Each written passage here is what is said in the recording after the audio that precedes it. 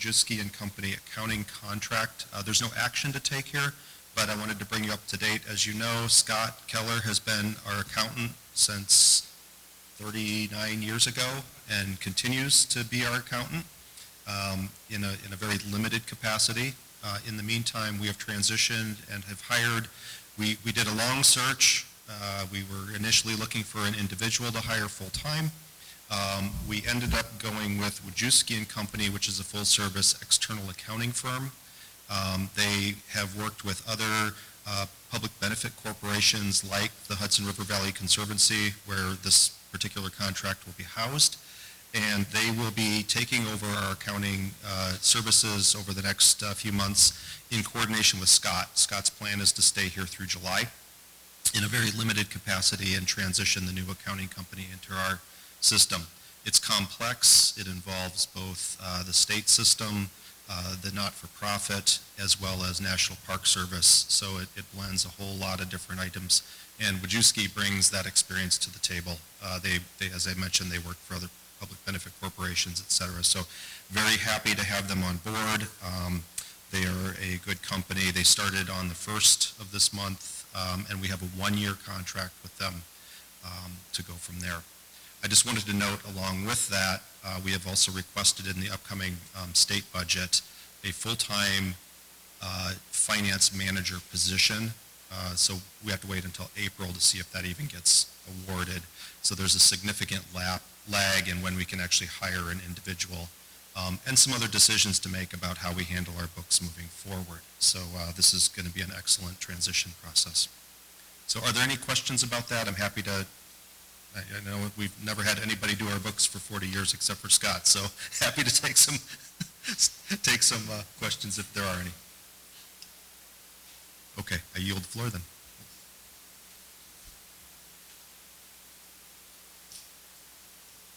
I call the Communities Council meeting to order. As you know from the agenda, we're going to be asking for a motion to approve the appointment to the Conservancy Board of Dr. Tom Wormuth. And we're very grateful that he's here today. He's the co-founder and director of the Hudson River Valley Institute. He is an accomplished author. He served as Dean of the School of Liberal Arts at Marist, and from 2007 to 2023 served as the Vice President for Academic Affairs at Marist. Dr. Wormuth has planned, overseen, and hosted several major conferences to disseminate new scholarship and ideas about the region's history.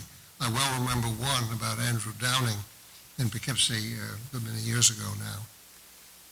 I should say that it's one of the peculiarities, and I think very creative peculiarities of our organization, that it's a requirement of the council to appoint members of the Conservancy.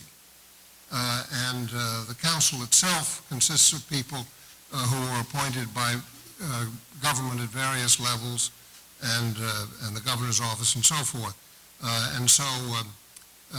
It may seem odd that that's the way it was set up, but it's worked extremely well. The executive committee of the council has reviewed and wholeheartedly recommends his appointment, and I call now for a motion to approve. This is a motion only by members of the council. And Bob moves, and second, and all in favor? Any opposed? Congratulations, Tom. And could I ask if you'd like to share a few words about your life in the Hudson Valley? Well, thank you, everyone. I'm no stranger to the Greenway or the National Heritage Area. I've, for the last 20 years, worked with Sarah, Bob, Wint, Bill, you were at the Downing Conference, and Stefan over the years in terms of conferences and other programming.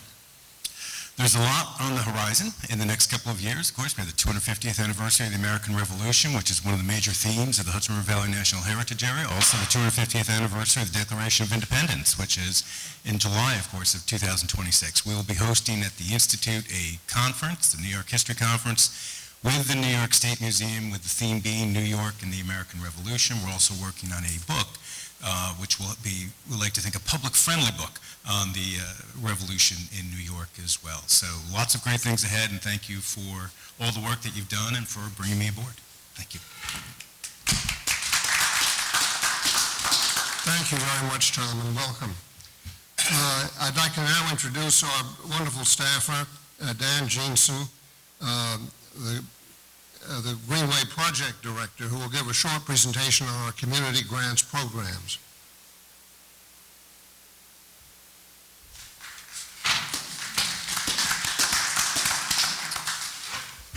Thanks, Win. I was dealing with a little bit of technical difficulties. The people on Zoom can't really hear us. Is it good? Okay.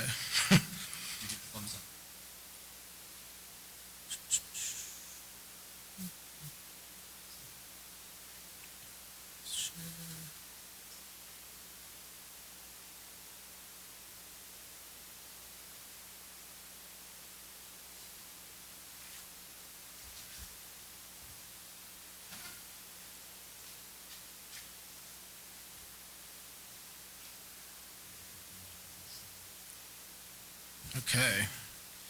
So yeah, can the people on the Zoom see the, okay. So I wanted to give a little quick update on the Council and Compact Grant Program. As you guys may have noticed, we didn't have any applications for this round.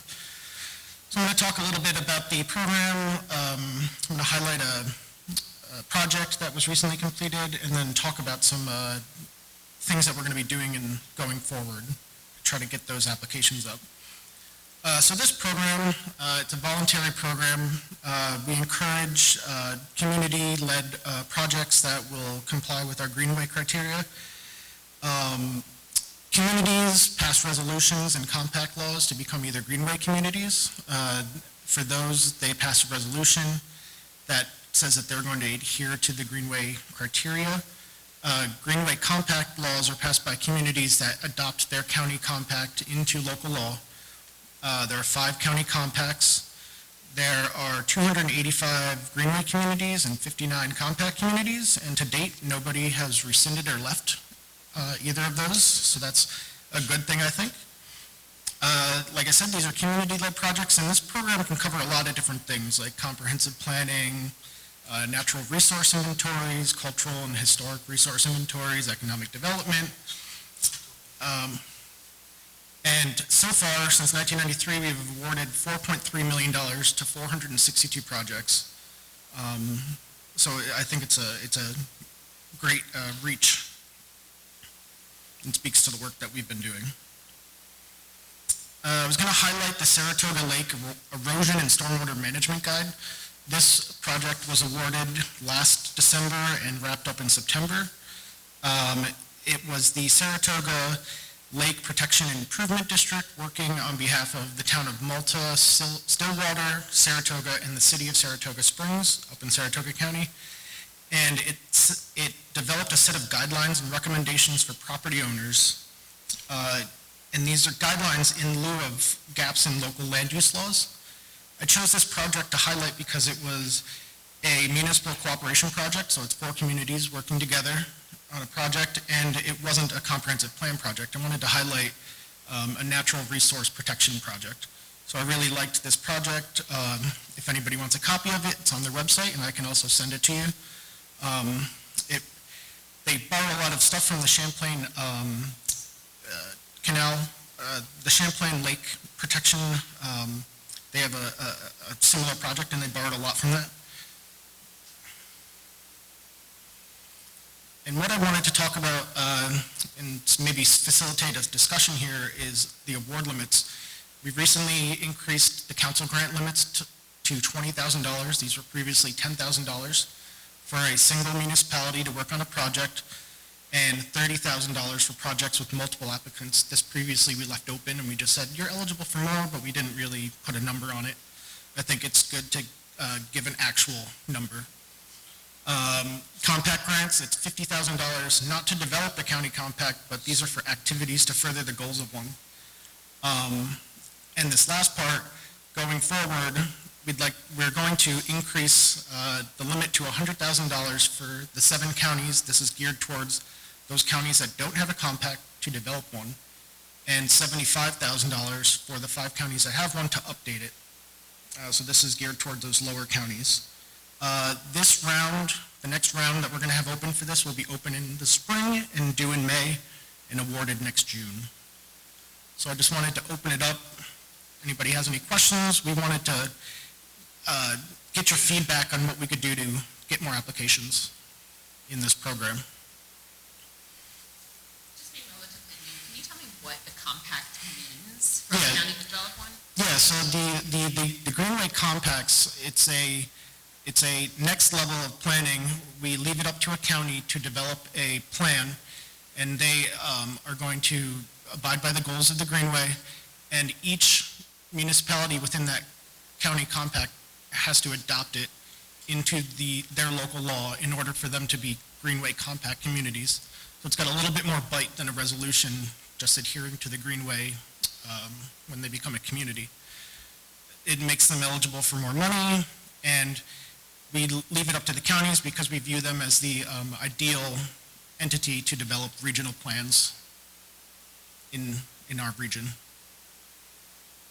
So far, 5 counties have passed compacts. It's Westchester, Putnam, Orange, Rockland, and Dutchess. And the 7 above them have not yet. Dan, just to follow up on that, we match for that?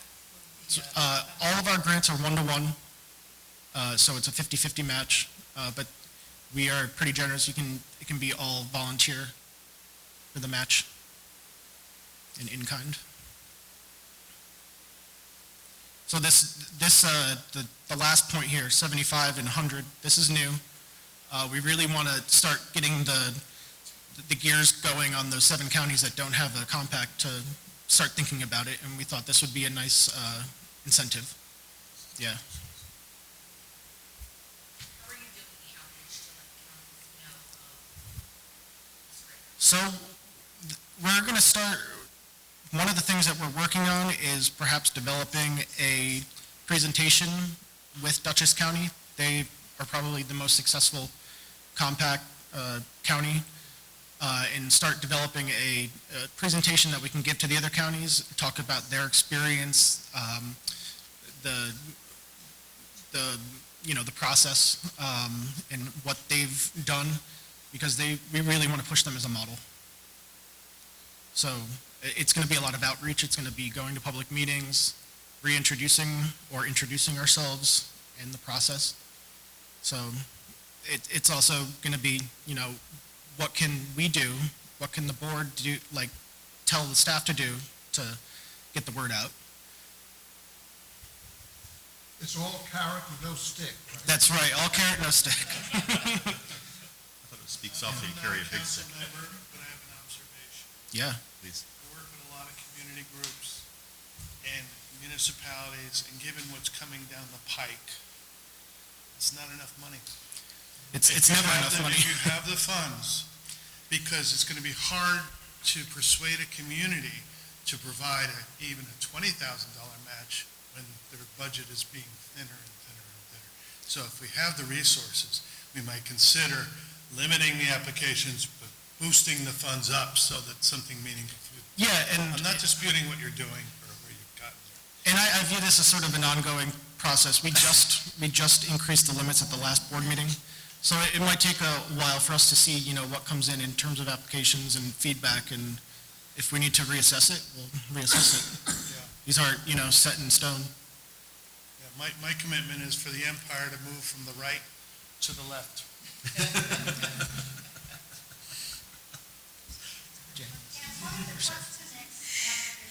So they're going to be open in the spring, they're going to be due in May, and will be awarded at the June board meeting.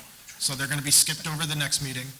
The next meeting, we're going to have heritage grants and trail grants exclusively, and then we're going to have council grants at the next one. I don't have the date off the top of my head. I think it's May 8th or applications due, 'cause then we'll review it and award it at the June meeting. So I wonder if one of the challenges with some of these getting applicants is the fact that it's not aligned with CFA.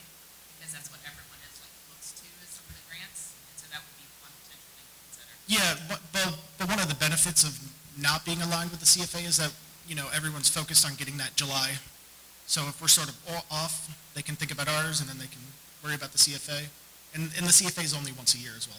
And the feedback we get is that it's not a Greenway, why grants are so out, and especially the smaller. The amount of money and having the same amount of money for so long. Yeah. Just catching up right now with inflation and. Yeah, and I think a lot of municipalities were chasing, infrastructure money, and all that money is disappearing pretty soon, so they might come back to us, I think. As someone who's involved with Friends with the CFA, you can guarantee the ones on the Greenway are really great, they're simple, hoops you don't have to jump through. And I know Linda and I had another conversation that if it's under $20,000, don't do it this year. You just, ours is a $12,000 grant, and the amount of time and effort spent by staff. And yeah, we try to lessen the load because, there's only 7 of us, so less hoops to jump through means less ringleaders, so. Right, those are really, Yorktown has had a large number of grants, Carroll grants, from Greenway, and they absolutely love it. Because they get 50% match when you come in, with volunteers, and now you're saying council grants, it's volunteer time, and that's, the volunteer, per hour is higher, well higher than the minimum wage. Yeah, I think the volunteer rate is now like $39 an hour, so.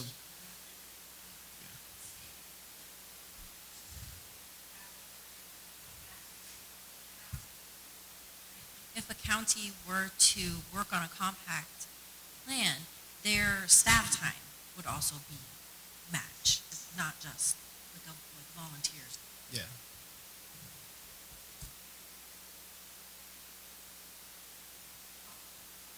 I was saying, if the volunteer is working in their professional capacity, they could charge their typical hourly rate. Yeah. Anybody else? Great. Also plan to carry this conversation again at the March meeting. The idea is to sort of start the wheels turning, start thinking about this, and also to make this part of our strategic planning process as we move forward too, and really dig into how can we best serve our constituents, hearing from our members, or from our constituents is going to be very important too. Are we giving the right grants out? What are the target areas that they need, and where does that align with our goals? And how can we rejigger our program guides to start to meet some express needs that are out there? So a short-term approach, and then a more strategic, longer-term approach. And I'll talk a little bit more about this in my report later on. And if anybody has any more, Mary, yeah. So are you going to alter, the grants and alternating? Yeah, they're going to be alternating, so council at one, trails at the other, and then once a year, heritage in the winter. If anybody has any more questions, feel free to email me. Yeah, thank you.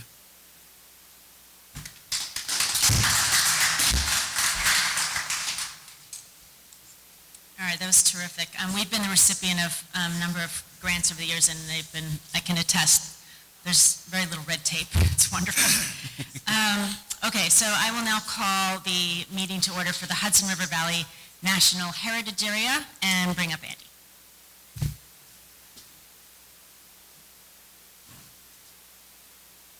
So I come out of the National Heritage Area program in my former career, and I really love the idea of national heritage areas, what they can do, and the alignment with our Greenway principles.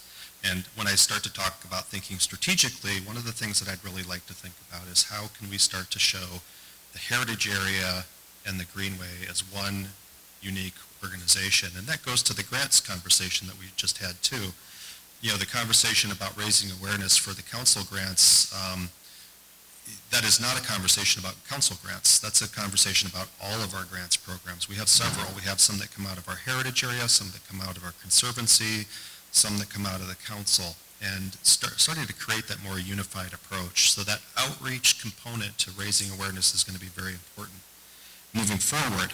And one of my really exciting things that I get to announce here is HR 390 is a bill that Congresswoman Elise Stefanik authored to expand the boundaries of our National Heritage Area.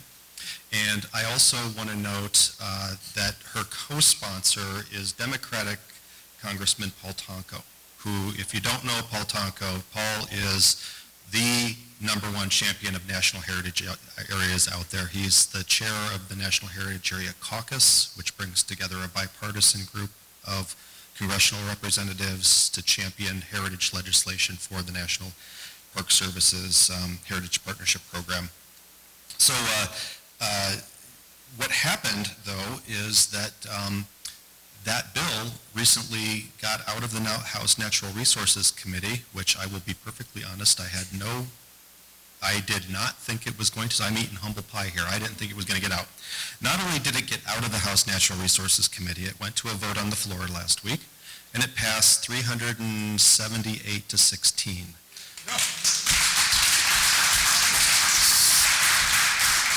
So we have some strong support on the House side, at least until January 1st.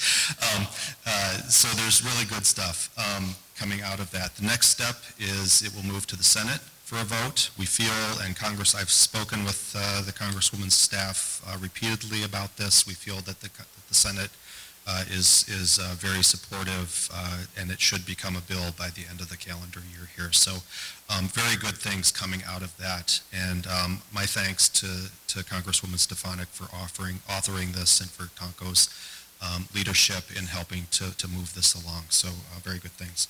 What that's going to do, I said, it's going to bring Saratoga and Washington counties into the National Heritage Area designation. And that's, again, really important for our conversation about grants, because right now, those two counties are not eligible for the Heritage Area grants. They aren't, but everybody else in the Greenway part of it is eligible. So it helps with our communications. We're not splitting, or to use Wynn's word earlier, bifurcating our grants programs between counties. Everybody will be eligible. I love the word bifurcating. Carry the message home. Thank you. And we are going after your community. We're calling Washington County's executive as soon as this meeting's over, and we're saying, Bill Cradinger said. So here we come. Anyway, so I'm very excited about that. I'm sorry I went on a little longer than I should have, but it's not often you get to announce that legislation is moving, and good legislation. And I'll turn it back over to Dan for if that's okay, Betsy, I'll just turn it back over. Yes, sir. Just one comment. Back in the day, I know that most smiled, because we proposed Lake Tier of the Clouds to the county. So, great progress. Jerry Sullivan. Yeah. That's right. Okay, Oh, go ahead, Dan. so back in October, I spent what happened to the computer?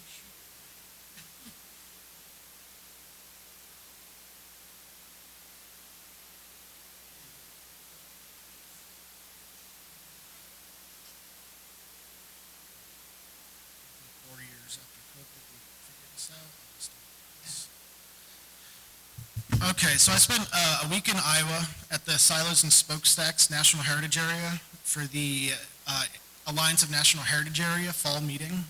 Every 6 months, once in the spring, once in the fall, they bring together folks from a bunch of different heritage areas, and it's a gathering. They do a business meeting on the Wednesday, and it's really, you get to learn about what they're doing in that heritage area.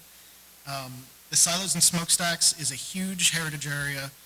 If you think about the state, I should have included a map. If you think about the state of Iowa, it's like the northeast whole quarter of the state. It's like 37 counties. I mean, they are smaller counties, but It's a huge heritage area, and over the course of the week, they brought us to a bunch of different sites to tell us what the sites are doing to tell the story of this heritage area. Silos and Smokestack's overarching theme is agriculture. It's in the Corn Belt. It is through this overarching theme that they tell 6 sub-themes, and they're all related to agriculture in some way. Geology leading to why that area of the country is very fertile, has very fertile soil. The prairie and its people. They tell the story of the suffrage movement, the Native Americans and modern agribusiness. The one big takeaway that I got from this trip was that this heritage area is all about branding. Every single site that we walked into, their logo was right in the front. It was either on a placard, on the sign here that you can see, or it was on a little decal on the door.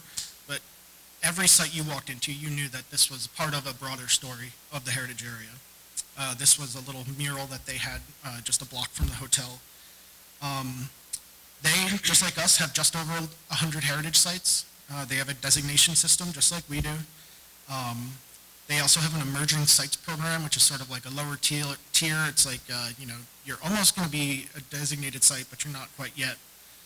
Their heritage sites are also visited and evaluated by their staff every 5 years to see if it's still, a fit for the heritage program.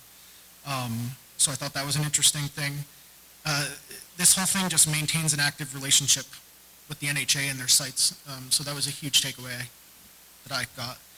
And they also, provided some Midwestern hospitality on the bus ride back from the Iowa Dairy Center. They gave us a little charcuterie cup and a seltzer. No. Yeah, White Claw, local to Iowa.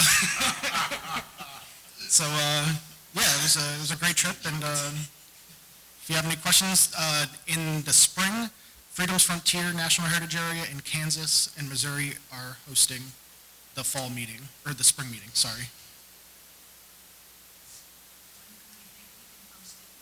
We are actually, we have signed up to host in the fall of 2030. So we've got plenty of time to think about this and plan. That's the next available slot. That was the next, that was the next available slot. It's that popular, yeah. So, thank you all. Yes.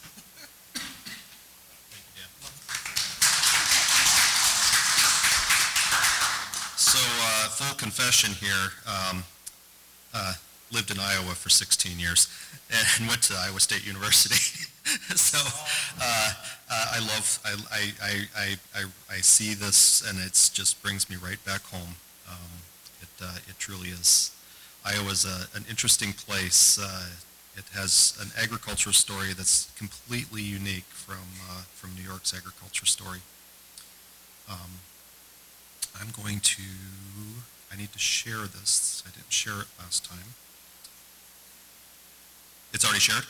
Thank you. All right. I'm just going to give it a moment I've got the circle of death going here, so we'll see if it doesn't, did you give up on it? All right, I'm going to give up on it. All right, we're going to do it the same way we did before. So, happenings in the Greenway, also known as the Executive Director's Report, which sounds a little too formal. So, and it's not my report, it's the report of the organization and the staff and our work and our partners. We saw a shot earlier in the park reference of the walkway over the Hudson. This is a contemporary shot that was taken during the Ramble just a couple of weeks ago. So it's a beautiful spot, beautiful opportunity for our Ramble. Congratulations to Cody and others for working on that. We heard about that last week. The first thing I want to talk about is strategic planning. In your packets is an RFP for consultant services.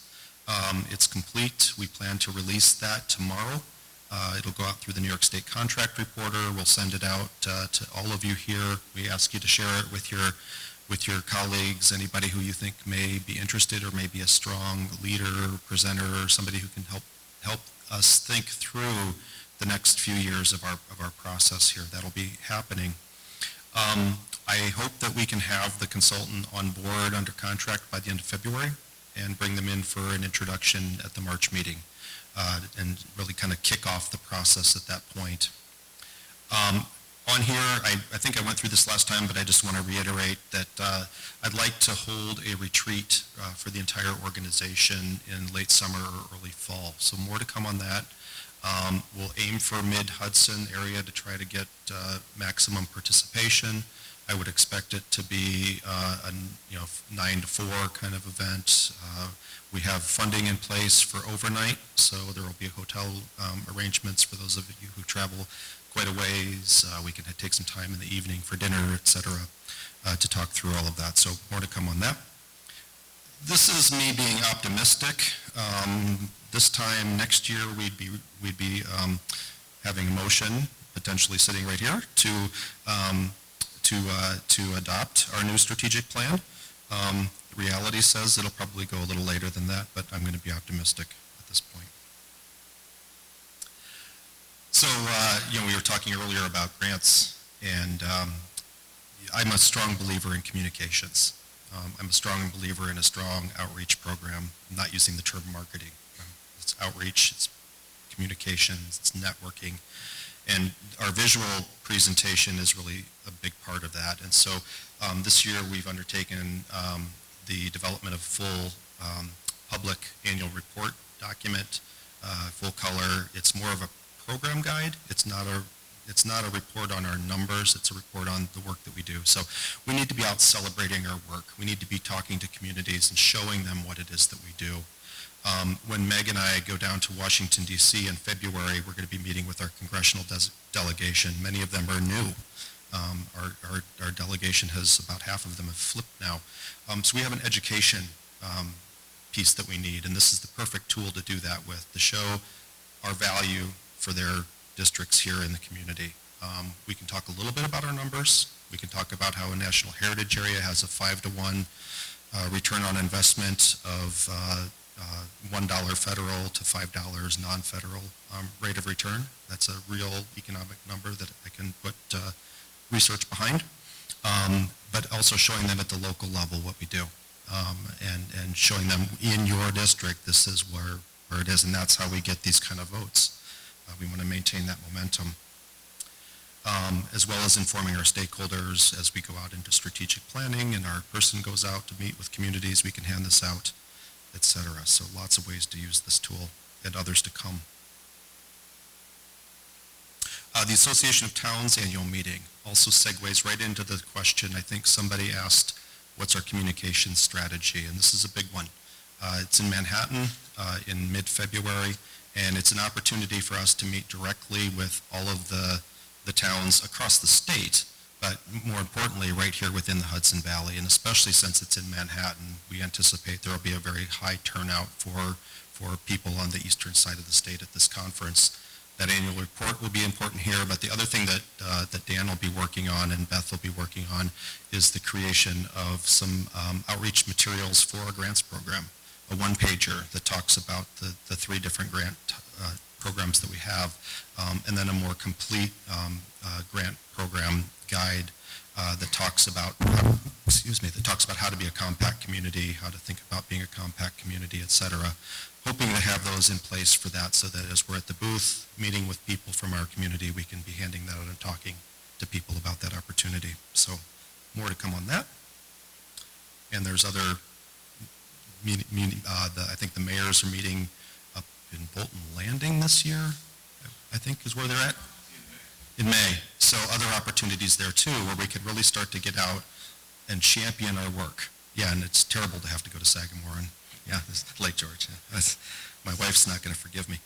So, and then I wanted to highlight a couple of our grants. We talk a lot about the grants. We recognize the grantees that we award them here, and you've just gotten your new grant today, and that's wonderful, and we wanted to talk about some that are in progress or have wrapped up. So up in Washington County, the Grassland Bird Trust just completed a little bit more than 2 miles of a loop trail around their grassland bird conservation area. It's about 100,000 acres. It's a humongous region.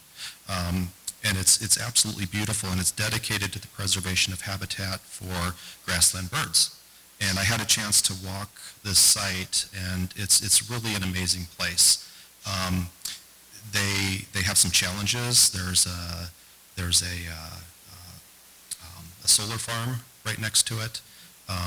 They are trying to acquire more land, but it's these kind of activities that help, and they really did a great job by not only creating this trail, but by thinking about ADA access. And you don't see it here, but there are some specific spots for ADA access. We also provided additional funding for an ADA accessible spotting scope, where you can come up to it in a wheelchair and work at it, as well as the concrete pad for that space. So more to come on that.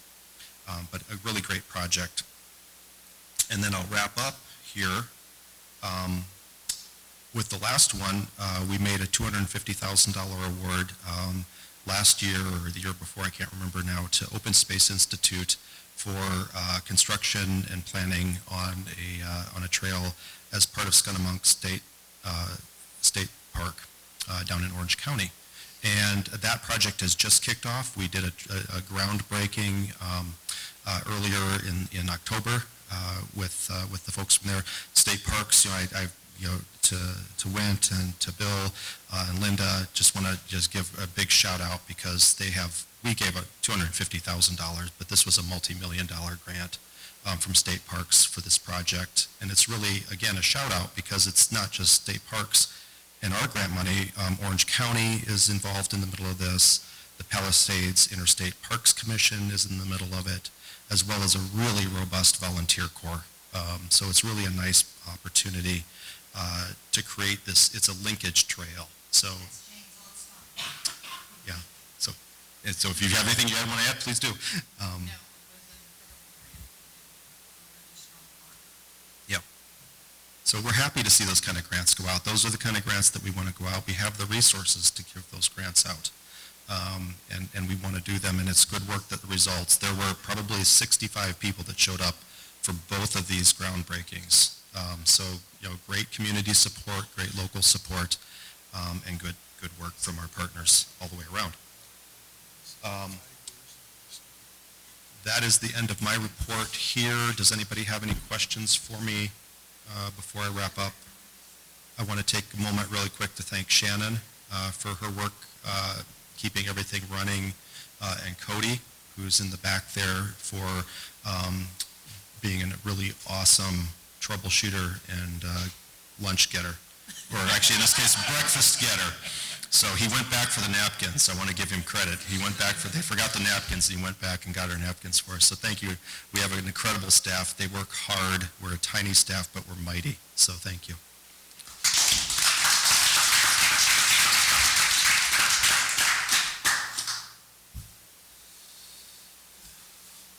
Terrific. Well, I want to thank Andy. He's a relatively new executive director, and we're so thrilled to have him leading us. So thank you. It's just terrific.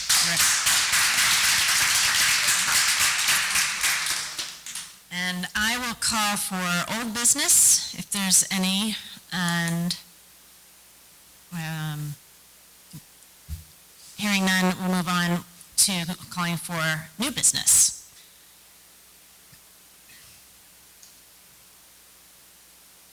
All right. Well, I would like to let everyone know about the next meeting date and location, March 12th, 2025, at SUNY Orange County Community College in Newburgh. And then I'll call up Wint here for some final comments.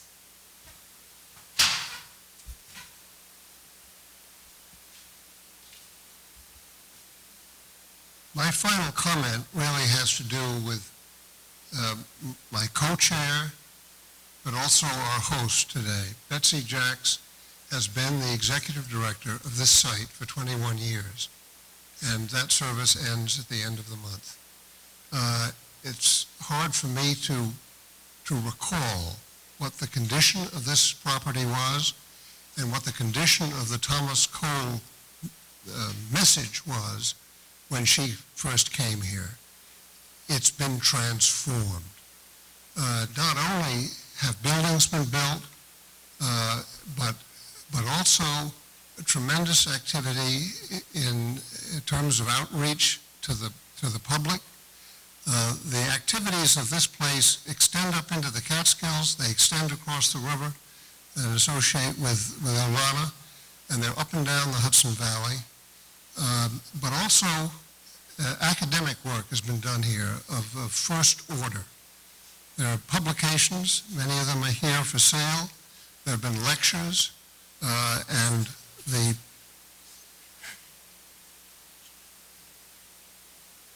I'm probably too loud, No, just to. but End the screen sharing. I can't find the. I apologize.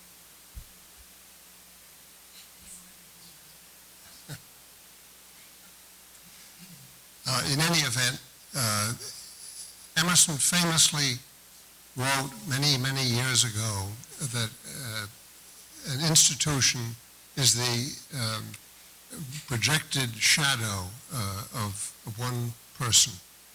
And I think that's often true. But here at the Thomas Cole site, there's no word that is more inappropriate to associate with Betsy than shadow. She has been, for all these years, a burst of sunlight here, really creating excitement about the Cole message and about visitation for this property, and it will go on and on and on. And it would have been, I'm afraid, without her, very slow in starting, very slow in getting anywhere near where it is now. Bless you, Betsy, for what you've done for the Hudson Valley and for the heritage of Thomas Cole.